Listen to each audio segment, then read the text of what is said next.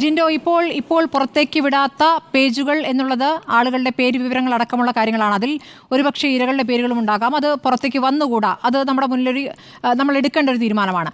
അപ്പോൾ അതല്ലാത്ത കാര്യങ്ങൾ പുറത്തു വിടണമെന്നൊരു ആവശ്യം കോൺഗ്രസിനുണ്ടോ? ഇതിന്മേൽ കേസെടുക്കണമെന്ന് പറയുന്നു. നിങ്ങൾ അതിനായിട്ട് മുന്നോട്ട് പോകുന്നു. സർക്കാർ അതിൽ എത്രത്തോളം നടപടികളിലേക്ക് പോകും? ഇന്നിപ്പോൾ മുഖ്യമന്ത്രി അക്കാര്യം വ്യക്തമാക്കി കഴിഞ്ഞു. പരാതി നൽകൂ, കൂടെ നിൽക്കാമെന്നുള്ളതാണ്. അപ്പോൾ നിങ്ങളുടെ മുന്നിൽ ഇനി എന്താണ് വഴി? അല്ല സ്മൃതി, ഇതിൽ ഇരകളാക്കപ്പെട്ട ആളുകളുടെ വ്യക്തി വിവരങ്ങൾ പുറത്തു വിടണമെന്ന് നമ്മൾ ആരും ആഗ്രഹിക്കുന്നില്ല, പറയുന്നില്ല. പക്ഷേ ഈ വേട്ടക്കാരുടെ വിവരങ്ങൾ പുറത്തു വരേണ്ടതല്ലേ? അവരെ ഉപദേശിച്ച് കോൺക്ലേവ് നടത്തി തോളത്ത് തട്ടി സാരോപദേശം കൊടുത്ത് വീട്ടിലയക്കുക അല്ലല്ലോ ചെയ്യേണ്ടത്. ഈ രാജ്യത്തെ നിയമ സംവിധാനത്തിന് അവർ വിധേയമാക്കപ്പെടണമല്ലോ. ഈ രാജ്യത്ത് മറ്റേത് മേഖലയിൽപ്പെട്ട ആളുകളും ഈ പറയുന്ന കുറ്റങ്ങളിൽ ഏർപ്പെട്ടാൽ അവർക്ക് കൊടുക്കുന്ന ആ നിയമത്തിൻ്റെതായ എല്ലാ രീതിയിലുള്ള നിയമം അനുശാസിക്കുന്ന രീതിയിലുള്ള ശിക്ഷ അവർക്ക് ഉറപ്പാക്കേണ്ടത് ഈ സർക്കാരിൻ്റെ ഉത്തരവാദിത്തമല്ലേ? ഞാൻ ചോദിക്കുന്ന, പരാതിക്കാരുണ്ടായിട്ട് മാത്രമാണ് കേരളത്തിൽ സർക്കാർ സ്വമേധയാ കേസെടുത്തിട്ടുള്ളത്? അല്ലല്ലോ. ഇവിടെ ഷുക്കൂർ വക്കീൽ പറഞ്ഞ 1-2 പോയിന്റിനോട് എനിക്കൊരു എതിർപ്പുണ്ട്. അദ്ദേഹം പറഞ്ഞത് ഹേമ കമ്മിറ്റിയുടെ മുമ്പാകെ വന്ന തെളിവുകൾ കൈവശം ഉണ്ടായിട്ടും അവരെന്തുകൊണ്ടാണ് DGPക്ക് കൈമാറാതിരുന്നത് എന്ന് ചോദിക്കുന്നുണ്ട്. ഞാൻ ചോദിക്കട്ടെ, കേരളത്തിൻ്റെ മുഖ്യമന്ത്രിയുടെയും കേരളത്തിൻ്റെ സാംസ്കാരിക മന്ത്രിയുടെയും ഒക്കെ കയ്യിൽ 4.5 വർഷക്കാലമായിട്ട് ഇത് കിട്ടിയല്ലോ. അവരെന്തുകൊണ്ടാണ് DGPക്ക് കൈമാറാതെയും ഇത് അന്വേഷിക്കാതെയും ഇരുന്നത്? ഇരകളുടെ സ്വകാര്യത സംരക്ഷിക്കാനെന്നുള്ള വ്യാജേന നിങ്ങൾ സംരക്ഷിക്കാൻ ഞാൻ പറയട്ടെ താങ്കൾ പറഞ്ഞപ്പോൾ ഞങ്ങൾ കേട്ടിരുന്നല്ലോ. ഞാൻ പറയട്ടെ അല്ല, താങ്കൾ എങ്ങനെ പറഞ്ഞാലും എനിക്ക് മനസ്സിലായത് വെച്ച് ഞാൻ പറയാണ്. ഞാൻ പറഞ്ഞത് തെറ്റാണെങ്കിൽ താങ്കളുടെ അവസരത്തിൽ തിരുത്തിക്കോ. ഞാൻ പറയട്ടെ, 4.5 വർഷക്കാലം നിങ്ങൾ സംരക്ഷിച്ചത് ഇരകളുടെ സ്വകാര്യതയല്ല എന്ന് തന്നെയാണ് സർക്കാരിനോട് ഞങ്ങൾക്ക് പറയാനുള്ളത്.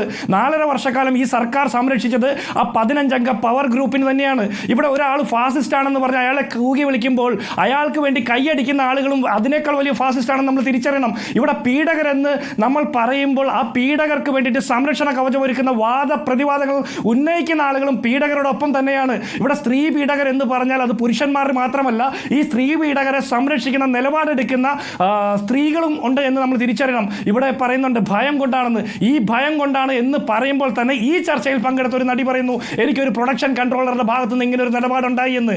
എന്തുകൊണ്ട് അവർ ഇത്തരം പരസ്യമായിട്ട് ഇതുപോലൊരു ചാനലിൽ അഭിപ്രായം പറഞ്ഞിട്ട് അത് ആരാണെന്നുള്ള വിവരം പുറത്തു പറയണ്ടേ? എന്തിനാണ് ഇവർ പുകമറയ്ക്ക് പുറകിൽ നിർത്തി ഇങ്ങനെ ഈ മേഖലയുമായി ബന്ധപ്പെട്ട മുഴുവൻ ആളുകളെയും ഷെയ്ഡിയാക്കി നിർത്തുന്നത്? അത് പാടില്ല. കുറ്റക്കാരാരാണെന്ന് പൊതുസമൂഹം അറിയണം. ഇവിടെ 17 വയസ്സുള്ള പെൺകുട്ടികൾ തൊട്ട് പീഡിപ്പിക്കപ്പെടുമ്പോൾ സ്ത്രീകൾ മാത്രമല്ല പുരുഷന്മാരും വിവേചനത്തിന് വിധേയമാക്കപ്പെടുന്ന ഒരു കാലം ഈ ആധുനിക സമൂഹത്തിന് നമുക്ക് അംഗീകരിക്കാൻ പറ്റുന്നതാണോ? ഞാൻ ഒരു കാര്യം ചോദിക്കട്ടെ. ഇവിടെ സാംസ്കാരിക മന്ത്രി പറയുന്നത് ഈ റിപ്പോർട്ട് ഞാൻ വായിച്ചിട്ടില്ലെന്നാ. 4.5 വർഷക്കാലം ഈ റിപ്പോർട്ട് കയ്യിൽ കിട്ടിയിട്ട് വായിക്കാൻ നേരമില്ലാത്ത സാംസ്കാരിക വകുപ്പ് മന്ത്രിയെ ചുമക്കാനുള്ള ബാധ്യത കേരളത്തിലെ ജനങ്ങൾക്കില്ല. റിപ്പോർട്ട് വായിക്കാത്ത മന്ത്രി എന്ത് കോൺക്ലേവ് നടത്താനാണ്? എന്ത് പരിഹാര മാർഗങ്ങൾ നിർദ്ദേശിക്കാനാണ്? സ്മൃതി, അത് തന്നെയാണ് ഞാൻ ചോദിക്കുന്നത്. അങ്ങനെ ഒരു മന്ത്രിയെ ചുമക്കാനുള്ള ബാധ്യത കേരളത്തിലെ പൊതു ഖജനാവിന് ഇല്ല എന്ന് ഞാൻ പറയട്ടെ. ആ റിപ്പോർട്ട് പഠിക്കാതെ എന്ത് കോൺക്ലേവാണ് ഇത് നടത്തുന്നത്? അദ്ദേഹം പറയുന്നത് ഈ റിപ്പോർട്ടിൽ പറയുന്നത് നിഗമനങ്ങൾ മാത്രമാണ്, തെളിവുകൾ ഉണ്ടോ വസ്തുതയുണ്ടോ എന്ന് അറിയില്ല എന്ന്. അങ്ങനെ വസ്തുതയുണ്ടോ എന്ന് അറിയില്ലാത്ത ഒരു മന്ത്രി കോൺക്ലേവ് നടത്തി സാരോപദേശം കൊടുത്താൽ സിനിമാ മേഖലയിലെ പ്രശ്നങ്ങൾ പരിഹരിക്കപ്പെടും എന്ന് പറഞ്ഞാൽ അത് വിശ്വസിക്കാൻ ഞങ്ങൾ ആരും തയ്യാറല്ല.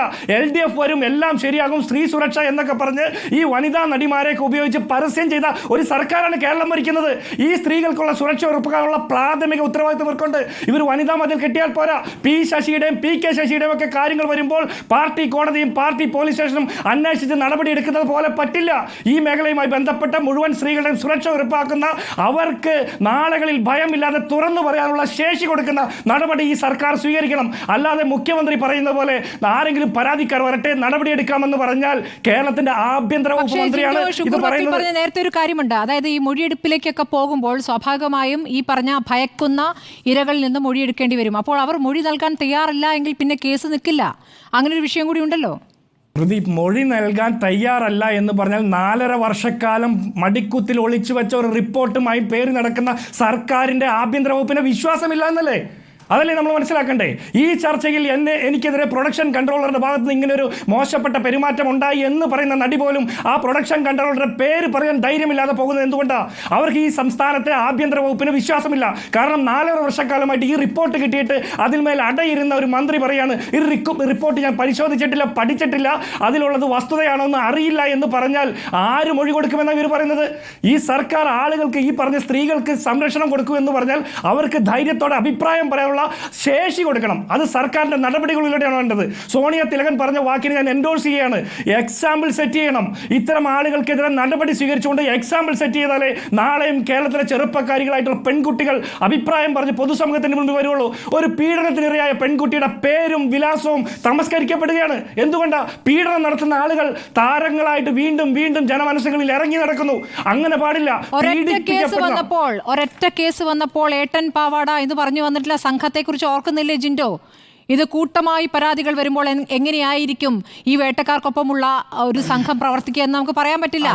അത് ഓൾറെഡി പ്രവർത്തിച്ചിട്ടുണ്ട്. പ്രതികരിച്ചതിന് സൈബർ അറ്റാക്ക് നേരിടുന്നതിനെ കുറിച്ച് വരെ ഈ മൊഴികളിലുണ്ട്. അല്ല, ഞാൻ ചോദിക്കട്ടെ സ്മൃതി, ഈ പാതിരായ്ക്ക് വാതിലിൽ മുട്ടിയ നടന്മാർ ഞങ്ങളല്ല എന്ന് ബോധിപ്പിക്കാനുള്ള സ്വന്തം ഭാര്യയോടും മക്കളോടും മാതാപിതാക്കളോടൊക്കെ ഞങ്ങളല്ല പാതിരായ്ക്ക് വാതിൽ മുട്ടിയത് എന്ന് പറയാനുള്ള ആർജവമെങ്കിലും ഇത് തെളിയിക്കണമെന്ന് പറഞ്ഞു വരാൻ ഈ സിനിമാ മേഖലയിലെ പ്രമുഖർക്കുണ്ടാകണ്ടേ? അല്ലെങ്കിൽ ഇവരിൽ ആരൊക്കെയോ ആണ് വാതിൽ മുട്ടിയതെന്ന് കേരളത്തിലെ പൊതുസമൂഹം അടക്കം പറയുമ്പോൾ ആ നാണക്കേടിൽ സ്വന്തം മക്കളും അത് ആവർത്തിച്ച് പറയേണ്ട ഗതികേട്ടുണ്ടാവില്ലേ? ഇവർ പറയണ്ടേ? അന്വേഷിക്കണ്ടേ? ഞങ്ങൾ ആരുമല്ല എന്ന് പറയണ്ടേ?